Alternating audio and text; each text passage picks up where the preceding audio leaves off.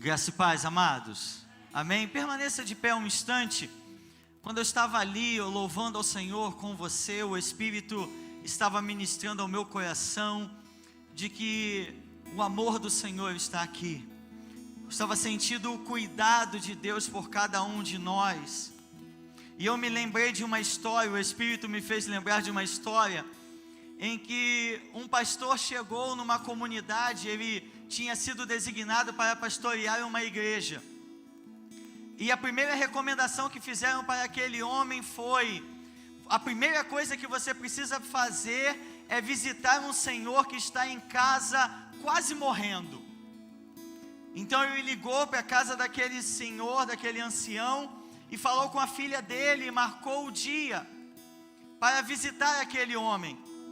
E quando ele chegou, foi rapidamente ao quarto dele, aquele homem já estava acamado, e ele reparou que ao lado da cama havia uma cadeira. E ele se apresentou como novo pastor da igreja e perguntou: que bom, o Senhor já estava se preparando para que eu estivesse aqui visitando o Senhor. E ele disse: não, eu não sei quem é o Senhor, eu não sabia que teria visitas. Então por que essa cadeira é ao lado da sua cama? E ele disse o seguinte: pastor, eu há muito tempo sou evangélico, e eu não sou uma pessoa de muitos estudos, e eu queria me desenvolver na oração.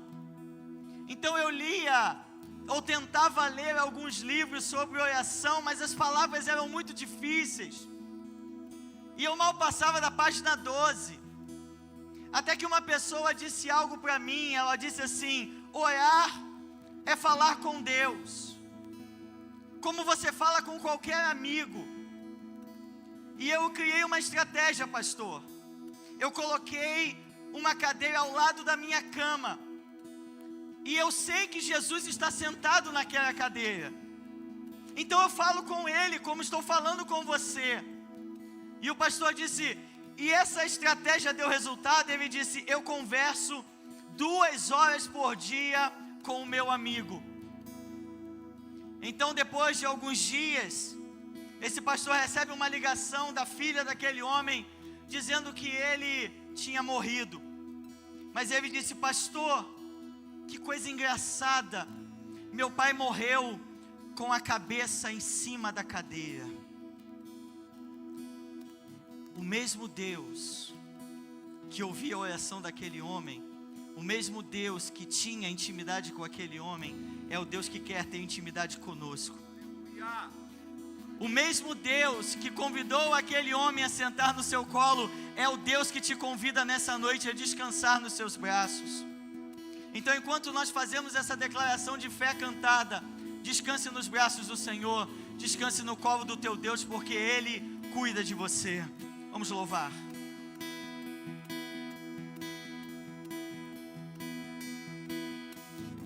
Seguro estou nos braços daquele que nunca me deixou.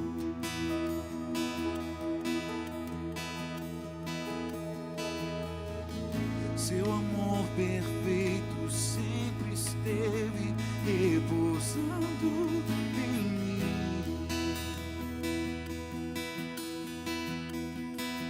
E se eu passar pelo vale, acharei conforto em seu amor, pois eu sei que és aquele que me guarda, me guarda. Em teus braços é o meu descanso, em teus braços é o meu descanso, em teus braços é o meu descanso, em teus braços é o meu descanso.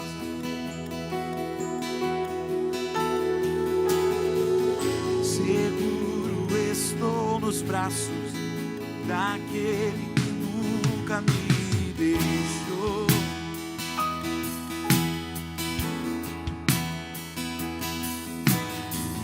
Seu amor perfeito sempre esteve depositado em mim.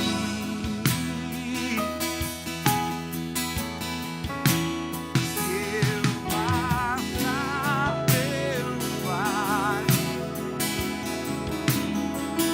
acharei conforto em seu amor, pois eu sei que és aquele que me guarda.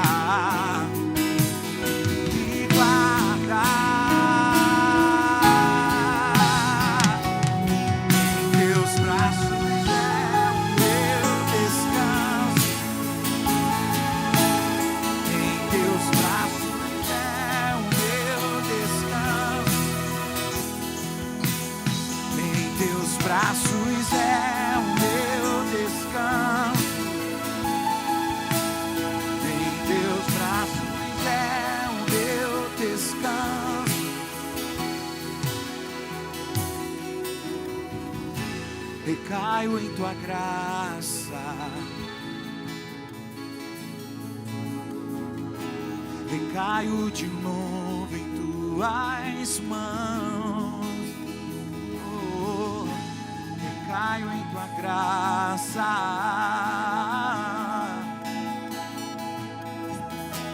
recaio de novo em tuas mãos. E se eu passar pelo vale,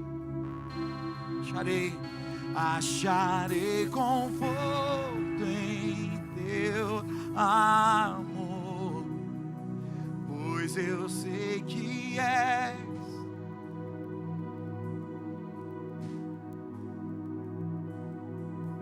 me guardar. Declare: e se eu passar pelo vale,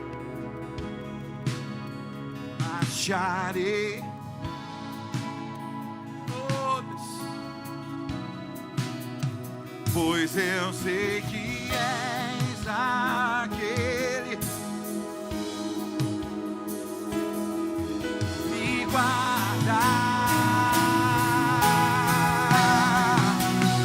Em teus braços é o meu descanso, em teus braços é o meu descanso, em teus braços é o meu descanso, em teus braços é o meu descanso, em teus braços é o meu descanso. Faça essa declaração de fé nessa noite. Em teus braços é o meu descanso. Louve com fé. Em teus braços é o meu descanso. Em teus braços é o meu descanso.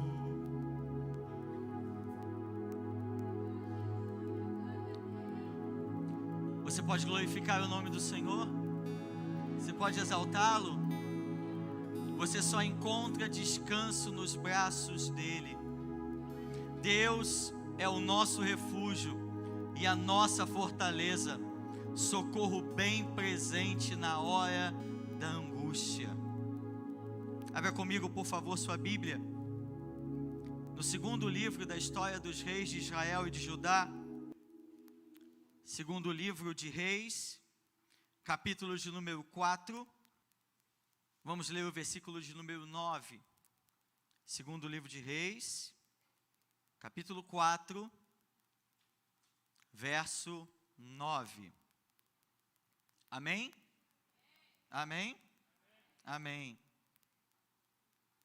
Ela disse ao seu marido: vejo que este que passa sempre por nós é santo, homem de Deus. Versículo de número 25, do mesmo capítulo. Partiu ela, pôs e foi ter com um homem de Deus ao Monte Carmelo. Vendo-a de longe, o homem de Deus disse a Geazi, seu moço: eis aí a sunamita. Corre ao seu encontro e diz-lhe: vai tudo bem contigo, com teu marido, com o menino? Ela respondeu. O que ela respondeu? Vai bem. Chegando ela, pois, ao homem de Deus ao monte, abraçou-lhe os pés. Então se chegou Geazi para arrancá-la, mas o homem de Deus lhe disse: deixa, porque a sua alma está em amargura, e o Senhor mo encobriu, e não mo manifestou. Feche seus olhos, por favor. Senhor, sentimos o teu poder nessa noite, sentimos a tua graça, sentimos o teu amor, mas eu te peço no nome de Jesus, que a unção do teu Espírito faça-se presente na minha vida, porque o teu povo não veio aqui para ouvir palavra de homem, mas para ouvir a tua palavra. O teu povo não veio ser ministrado por homens, mas o teu povo veio ser tocado pela ação do teu Espírito. Portanto, em nome de Jesus, nós te pedimos, Senhor, fale poderosamente com o teu povo. Nós, como tua igreja, repreendemos na autoridade do nome de Jesus todo levante do diabo, tudo aquilo que queira roubar a semente da tua palavra do coração dos teus filhos nesta noite. Nós profetizamos que a tua palavra produzirá a 30, a 60 e a 100 por um em nossas vidas, em nome de Jesus, amém. Sente-se, por favor.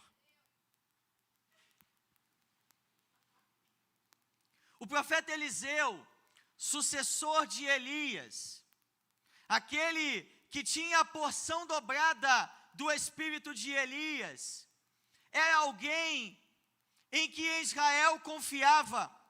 Era um homem reconhecidamente chamado por Deus como profeta. Este homem, ele passeava e passava pelo território de Israel, fazendo a obra de Deus, estabelecendo discípulos de profetas, e ia onde o Senhor mandava que ele fosse.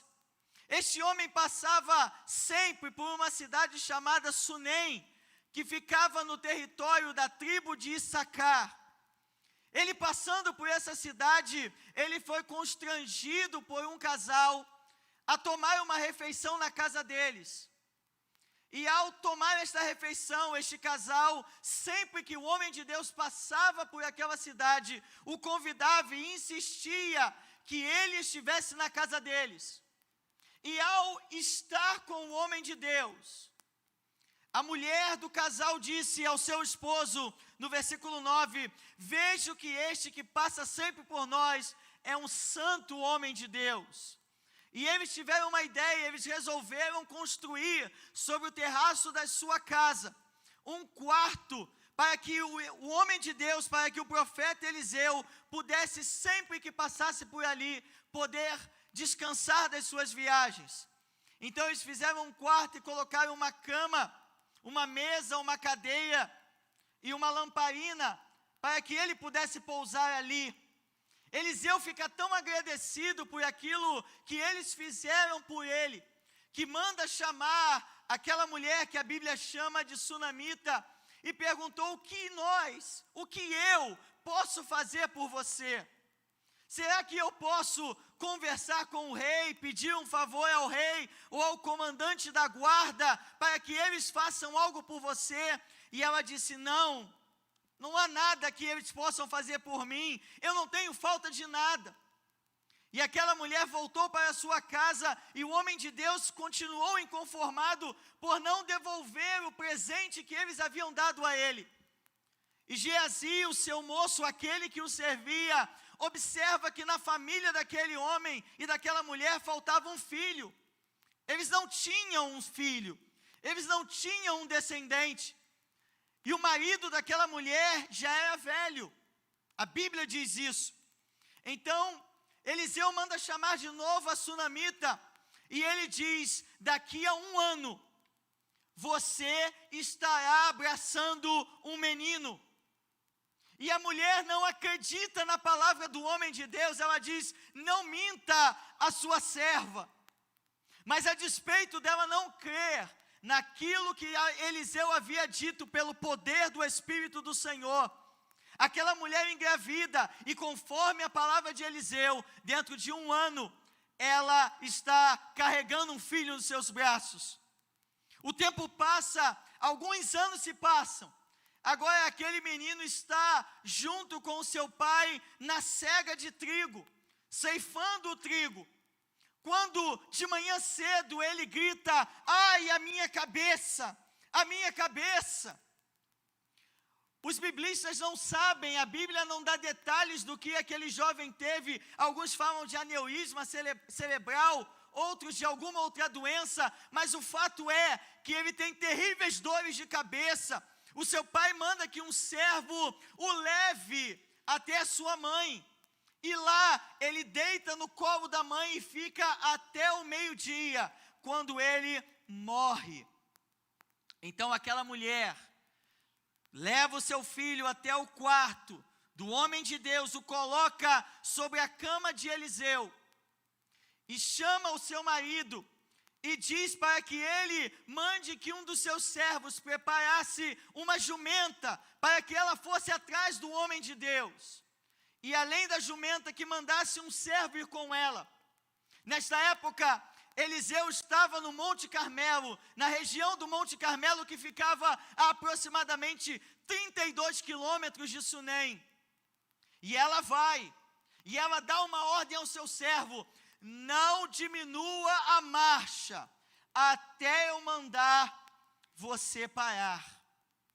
E quando ela está chegando à região do Carmelo, a Bíblia diz no texto que nós lemos, no versículo de número 25, que o homem de Deus a avista de longe. E quando ele a avista de longe, ele manda o seu moço: vá até ela. E ele vai correndo. E quando ele a encontra no meio do caminho, ele faz 3 perguntas para ela. Versículo de número 26, acompanhe comigo. Vai, tudo bem contigo? Vai, tudo bem com teu marido? Vai, tudo bem com o menino? E ela disse: está tudo bem. Mas nós sabemos que não estava tudo bem. Mas nós sabemos que, a despeito dela dizer para Geazi que estava tudo bem, o seu filho estava morto. A despeito dela dizer que estava tudo bem para aquele rapaz, havia morte na sua casa. Muitas vezes nós agimos assim. Muitas vezes nós fazemos assim. Dizemos que está tudo bem. Vivemos a nossa vida como se tudo estivesse bem. Mas a nossa vida espiritual já está morta. Não sentimos mais a presença de Deus há muito tempo. Não temos mais prazer em ter comunhão com os irmãos, em estar na casa do Senhor. Não temos mais prazer em ler a palavra. Não temos mais prazer em orar. Não temos mais prazer em buscar ao Senhor. Mas mesmo assim, dizemos: está tudo bem. Não temos mais prazer. O que antes era prazeroso, buscar a Deus, orar, ler a palavra, estar na igreja, agora é uma obrigação. E continuamos a dizer: está tudo bem. Dizemos que está tudo bem, mas o casamento está à beira do divórcio.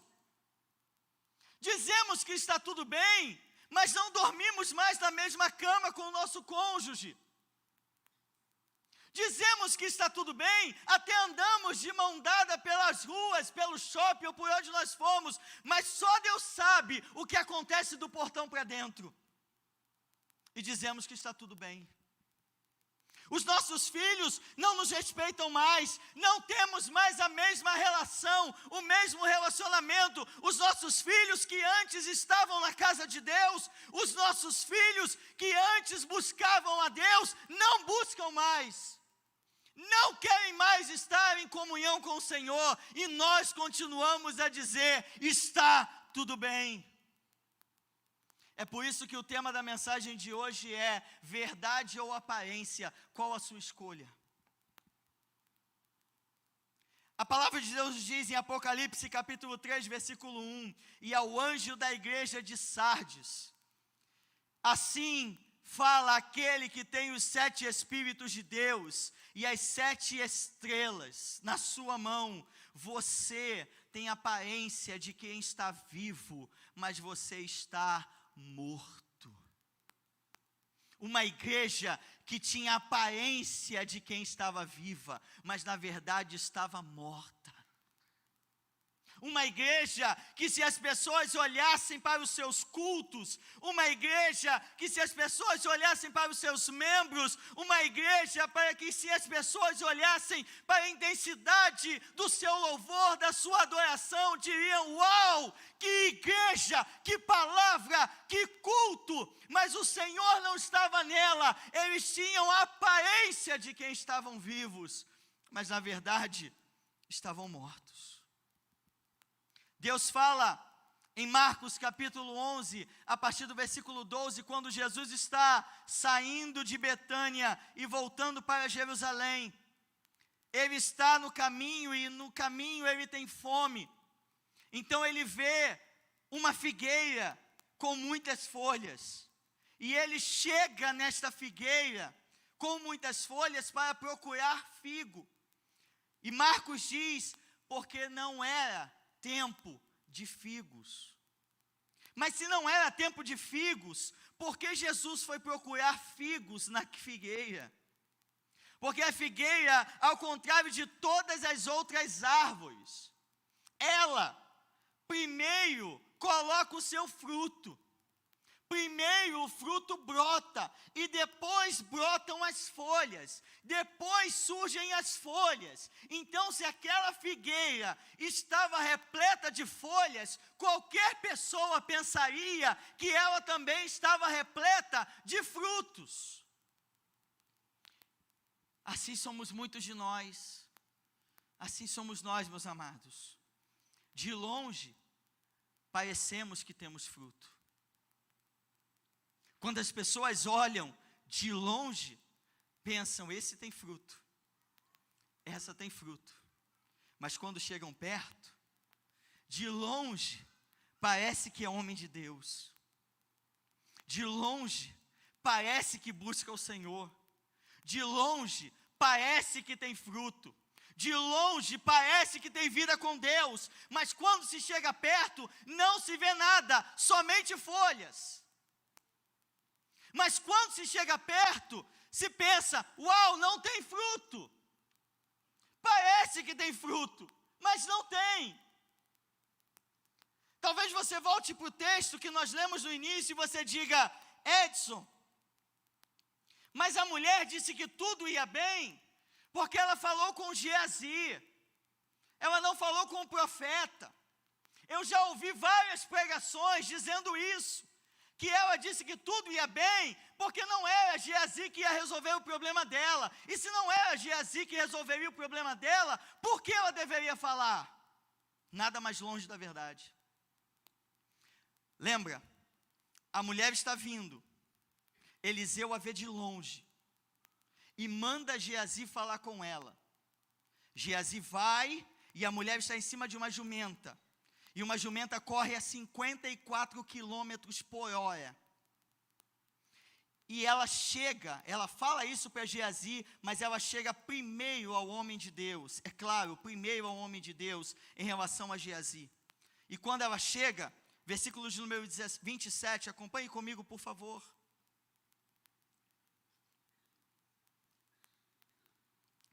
Chegando ela, pois, ao homem de Deus, ao monte, o que ela fez?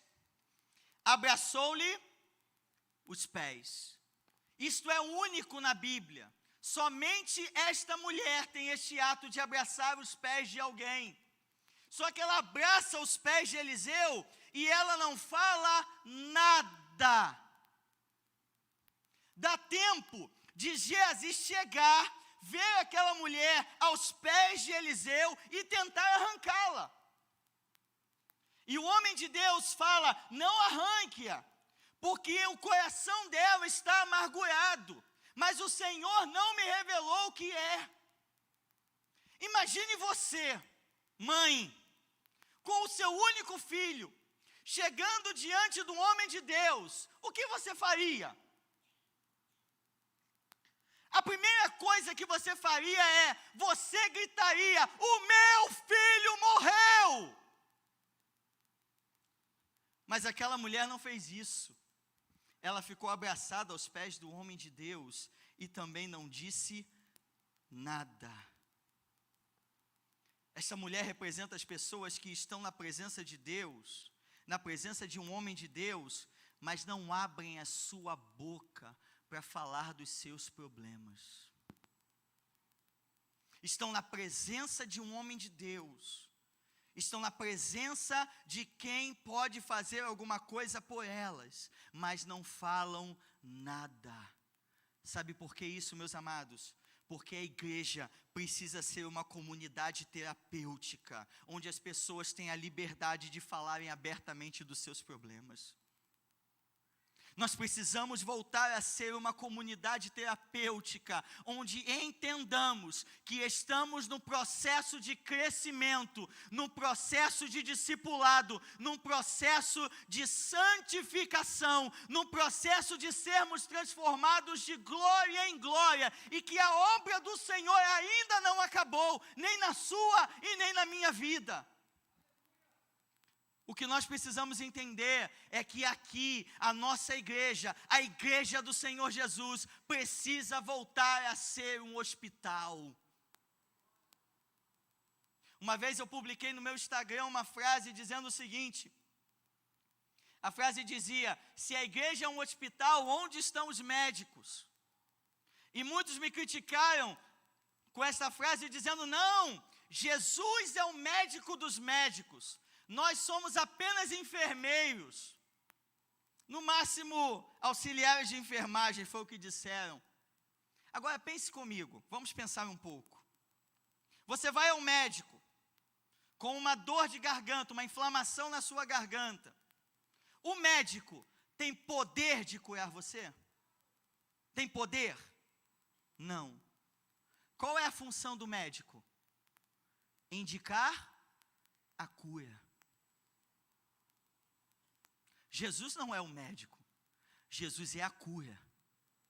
E nós somos os médicos que indicam a cura para os doentes. Nós somos os médicos que indicam a cura para os doentes. Em Tiago, capítulo 5, a partir do versículo 13, diz: está alguém entre vós triste? Ore. Está alguém entre vós contente? Cante louvores. Está alguém entre vós enfermo? Chame os presbíteros da igreja, e estes farão a oração da fé, impondo as mãos, ungindo com óleo, e a oração da fé salvará o enfermo, e se ele tiver cometido pecados, lhe serão perdoados. E no versículo 16 diz: confessai, pois, os vossos pecados uns aos outros, para serdes curados. O pecado do versículo 15, que a Igreja Católica deturpa, dizendo de uma confissão auricular ao padre, este pecado é a tradução da palavra grega amártia, que nós conhecemos muito bem. Falar de pecado no sentido de ser amártia é errar o alvo. Só que nós devemos confessar os pecados, no versículo 15 diz, para que haja perdão. Mas no versículo 16, quando Tiago fala: confessai, pois, os vossos pecados uns aos outros, a palavra grega não é amártia, a palavra grega é paraptoma, que não é mais errar o alvo. Paraptoma fala de um deslize, fala de uma tendência, fala de algo que eu não consigo vencer sozinho. Só que quando eu confesso uma amártia, eu recebo perdão. Quando eu confesso um paraptoma, eu recebo cura. E nós precisamos, como médicos da casa de Deus, ouvir pessoas para que elas sejam curadas. Você está me vendo, mas você não sabe como meu casamento está. Eu passei por isso, por isso, por isso, por isso. Só que muitas vezes nós temos medo e vergonha de falarmos dos nossos problemas com medo das pessoas nos julgarem. Isso não pode haver no nosso meio. Não pode haver julgamento. Quem? O Edson, passando por um problema no casamento. Eu pensei que ele fosse perfeito. Eu pensei que ele fosse santo, santo, santo. Eu pensei que ele não tivesse problemas. Tenho problemas, você tem problemas. E nós precisamos confessar as nossas culpas uns aos outros, para que haja cura. Mas enquanto não abrirmos a nossa boca, enquanto não confiarmos nas pessoas, enquanto não fazermos aquilo que a palavra nos manda, em vez de cura, haverá morte. Talvez você diga: Edson, eu já confiei em alguém, mas eu não confio mais, eu não consigo mais confiar. Se homens nos afastam de Deus, outros homens são usados por Deus para nos aproximar dele. Se homens nos afastam do propósito, outros homens são usados por Deus para nos alinhar ao propósito. Se pessoas nos distanciam da casa de Deus, Deus usa outras pessoas para nos aproximar da casa do Senhor e da sua presença. E eu quero ministrar isso sobre a tua vida. Se um dia você já foi decepcionado por alguém, eu já fui muitas vezes. Se algumas pessoas já te decepcionaram, Deus vai colocar em você, no seu caminho, pessoas com quem você possa se abrir, com quem você possa confiar, com quem você possa dividir as suas dores, os seus problemas, as suas dificuldades, para que haja cura e para que a plenitude da presença e da bênção de Deus esteja sobre a tua casa, esteja sobre a tua família, esteja sobre o teu ministério. É por isso que nessa noite eu estou falando para dois grupos. O primeiro, para aqueles que estão aqui e precisam ter alguma parte das suas vidas ressuscitadas. Edson, eu estou aqui, mas só a graça. Eu estou aqui, mas você não sabe como estão as minhas finanças. Eu estou aqui, mas você não sabe como está o meu casamento. Eu estou aqui, mas você não sabe como está o meu ministério. Eu estou aqui, mas você não sabe como está a minha vida espiritual. Eu não sei, mas o Deus Todo-Poderoso sabe. E Ele é infinitamente maior do que tudo aquilo que nos aflige. Ele é infinitamente maior, mas eu também quero falar para outro grupo de pessoas, para aqueles a quem Deus vai usar para ressuscitar outros.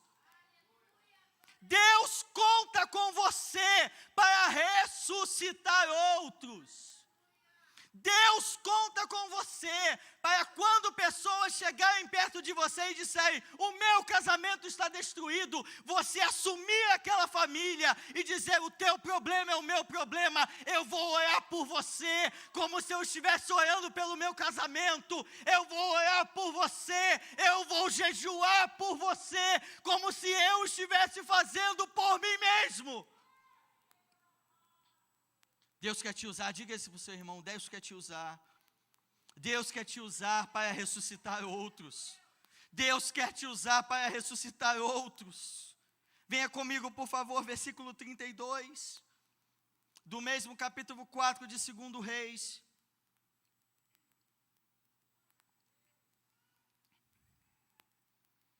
Tendo o profeta chegado à casa, eis que o menino estava morto sobre a cama. Então entrou, fechou a porta sobre eles ambos e orou ao Senhor. Subiu à cama, deitou-se sobre o menino e pondo a sua boca sobre a boca dele, os seus olhos sobre os olhos dele e as suas mãos sobre as mãos dele, se estendeu sobre ele e a carne do menino aqueceu. Então se levantou e andou no quarto uma vez de lá para cá, e tornou a subir, e se estendeu sobre o menino, e este espirrou 7 vezes, e abriu os olhos. Eliseu sobe, vai até onde está o menino, ora, e se estende sobre o menino, boca com boca. olhos com olhos, mãos com mãos. E depois anda de um lado para outro no quarto e repete, boca com boca, olhos com olhos, mãos com mãos. Isso lembra Gênesis 1:2, e o Espírito do Senhor se movia sobre a face das águas. O que Eliseu está fazendo quando coloca a boca na boca daquele menino? Ele está soprando o Espírito naquele menino. Ele está imitando Deus na sua atividade criadora. Da mesma forma que o Espírito do Senhor se movia sobre a face das águas. O mesmo Espírito que lá no princípio transformou o caos em ordem e que ressuscitou este menino, Ele está aqui nesta noite para ressuscitar sua vida espiritual, para ressuscitar seu ministério, para ressuscitar sua família, para ressuscitar seu casamento, para ressuscitar sua vida com seus filhos, para ressuscitar cada área da sua vida que não está de acordo com aquilo que Ele estabeleceu para você. O mesmo Espírito está aqui. Eliseu sopra o hálito do Senhor, o ruá, o Espírito de Deus. E este é o ponto principal. Esta é a área crucial, é o ponto crucial, porque todas as nossas vidas que estão, todas as partes da nossa vida que estão mortas e que precisam ser ressuscitadas, é porque não a enchemos do Espírito Santo. Tudo em nós que está morto é porque está vazio de Deus. E nós nessa noite precisamos render cada área desta vida ao Espírito do Senhor. Você precisa render o seu casamento ao Espírito do Senhor. Será que você pode fazer essa oração? Feche seus olhos, por favor. Faça essa oração, a palavra ainda não acabou. Mas faça essa oração, Senhor, eu me rendo. Abra sua boca. Senhor, eu rendo essa parte da minha vida ao Teu Espírito. Espírito vem, quebra cadeias nessa noite. Espírito restaure relacionamentos nessa noite. Espírito restaure ministérios nessa noite. Enquanto o teu povo confessa, enquanto o teu povo entrega essas áreas da sua vida, Espírito do Senhor, enche a tua igreja nessa noite. Espírito do Senhor, venha e enche a tua igreja nessa noite. Isso, fale, abra sua boca. Confesse, Senhor, até aqui eu não tenho entregue o meu casamento nas tuas mãos, mas nessa noite eu me arrependo. Nessa noite eu entrego o meu casamento nas tuas mãos e te peço, Senhor, enche o meu casamento do teu Espírito. Senhor, ressuscita a minha família pelo poder do teu Espírito. Senhor, ressuscita o meu ministério pelo poder do teu Espírito. Senhor, até hoje eu fiz coisas de acordo com a minha vontade. Eu fiz algo de acordo com o meu querer, mas nessa noite eu me rendo ao querer do teu Espírito. Eu me rendo à ação do teu Espírito. Abra a tua boca. Deus não pode ajudar a quem não tem problemas. Deus não pode resolver problemas que não são confessados a Ele. Não porque Ele não tenha poder, mas Ele é teu Pai e Ele quer ouvir a tua voz dizendo: Paizinho, ajuda-me. Paizinho, perdoa-me. Paizinho, encha-me do teu Espírito. Paizinho, enche a minha casa do teu Espírito. Talvez nós vivamos de campanha em campanha, mas essas são soluções paliativas. A solução definitiva é que a nossa casa, que a nossa família seja cheia do Espírito. Onde o Espírito de Deus está, onde a presença de Deus está, a bênção do Senhor também está. Mas nós corremos atrás das bênçãos. Corremos atrás das bênçãos. Corremos atrás do que Deus tem a oferecer e Ele nessa noite quer. Busque-me. Buscar-me-eis e me achareis quando me buscareis de todo o vosso coração. Deus está nos desafiando nessa noite a buscá-lo de todo o nosso coração. Ainda no versículo de número 34, a Bíblia diz que Eliseu não apenas botou a sua boca sobre a boca do menino, mas ele colocou os seus olhos sobre os olhos do menino.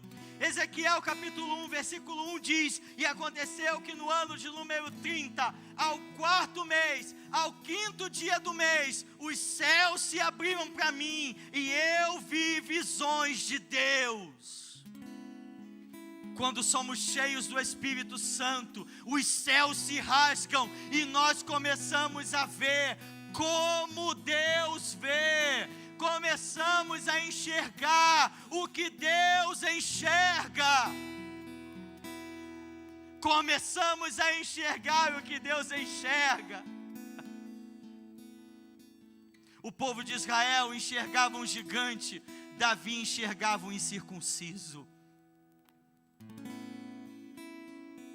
Os judeus enxergavam a morte, Jesus enxergava a ressurreição. Os judeus enxergavam os discípulos como os fracassados. O Senhor enxergava neles homens e mulheres que abalaram o mundo. Não importa como nos enxergam, o que importa é como Deus nos vê. E nós nessa noite, quando formos cheios de Deus, vamos enxergar as coisas como Deus enxerga. O que Deus está nos desafiando nessa noite: pare de enxergar as coisas com a mente e comece a enxergar as coisas com o Espírito.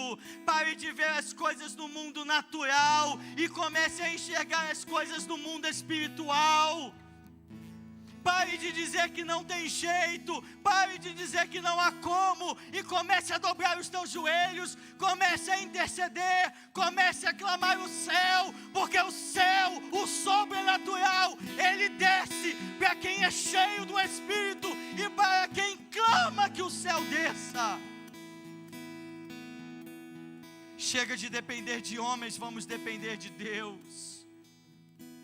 Chega de depender de agir do homem, de mover do homem.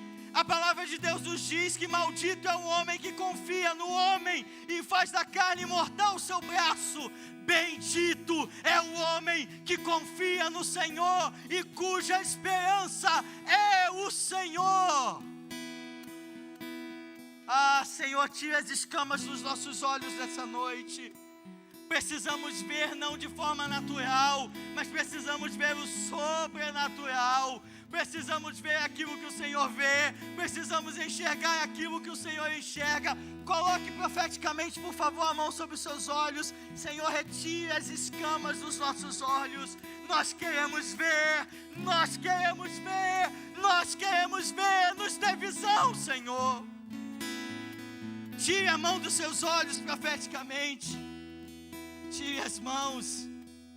E mais, Ele não apenas colocou a sua boca, os seus olhos, mas Ele colocou as suas mãos sobre as mãos do menino. Quem é cheio do Espírito, vê o que Deus vê, vê como Deus vê e age como Deus age. Abra comigo rapidamente Evangelho de João, eu termino com isso. Evangelho de João, capítulo 5. João 5:19. Você conhece essa passagem? Está falando da cura do paralítico no tanque de Betesda. Há 38 anos aquele homem estava naquela situação. Jesus cura no sábado e os fariseus o interpelem por isso. E ele diz no versículo 19 de João 5: então lhes falou Jesus: em verdade vos digo que o Filho nada pode fazer de si mesmo, senão somente aquilo que... O que está escrito? Aquilo que vir o Pai fazer. Antes de curar aquele homem, ele viu o Pai curando aquele homem. E ele só faz aquilo que o Pai faz. Dependência. Só age aquilo que Deus manda que ele haja. Boca sobre boca, ser cheio do Espírito. Olhos sobre olhos, enxergar o que Deus enxerga. Mãos sobre mãos, fazer o que Deus faz. O que Deus está nos falando nessa noite: nunca mais faça aquilo que Deus não te autorizou a fazer. Nunca mais haja naquilo que Deus não te mandou agir. Porque muitas vezes nós fazemos aquilo que Deus não nos manda fazer. Nós agimos não de acordo com a vontade de Deus e dá tudo errado. E nós gritamos: Senhor, socorre-nos. E aí fazemos campanhas de oração, nada contra. Mas o que Deus quer de nós é que nós sejamos dependentes da sua voz, que nós sejamos dependentes da sua presença e que façamos só o que Deus manda que você faça. Nunca mais abra a boca para falar aquilo que Deus não te mandou falar. Quando o Espírito fala, fica quieto. Fica quieto. Não fala nada. Não faz nada. E a nossa carne treme. Já aconteceu isso com você? Comigo muitas vezes. E a nossa carne treme. Eu tenho que falar. Eu tenho que agir. Eu tenho que reagir. Porque afinal de contas, eu sou crente, mas não sou bobo. Deus está falando para nós nessa noite: aquietai-vos e sabei que eu sou Deus. Serei exaltado entre as nações, serei exaltado sobre a terra. O Senhor dos exércitos está conosco. Feche seus olhos, por favor. Feche seus olhos, por favor. Te louvamos, Pai. Te agradecemos, te bendizemos, te glorificamos pela Tua palavra. E nós te pedimos, Espírito Santo, perdoe-nos, perdoe-nos, perdoe-nos. Porque muitas vezes o Senhor nos chamou para intimidade, o Senhor nos chamou para estar mais perto, mas muitas vezes nós resistimos. Mas nessa noite o Senhor, pela Tua graça e pela Tua misericórdia, mais uma vez nos chama. Mais uma vez o Senhor nos dá uma oportunidade. Mais uma vez o Senhor nos chama para estar junto de Ti. Ah, Senhor, não queremos resistir. Nesta noite nós nos rendemos. Rendemos a nossa vida. Rendemos a nossa comunhão contigo, rendemos o nosso tempo, rendemos o nosso casamento, rendemos a nossa família, rendemos todas as áreas da nossa vida a Ti, e dizemos: Senhor, toma o controle, Senhor. Pai, queremos ser cheios do Teu Espírito, queremos enxergar como o Senhor enxerga, queremos fazer como o Senhor faz, queremos agir. Não permita, Senhor, que nós, a partir de hoje, andemos nem que seja um passo sem a Tua presença, um passo fora da direção, um passo fora do Teu agir. Nós dependemos de Ti, Senhor. Abençoa Teu povo nessa noite, abençoa todos aqueles que ouviram a Tua palavra, e que a Tua palavra frutifique em cada coração que se abriu para entendê-la e para pô-la em prática, em nome de Jesus. Amém.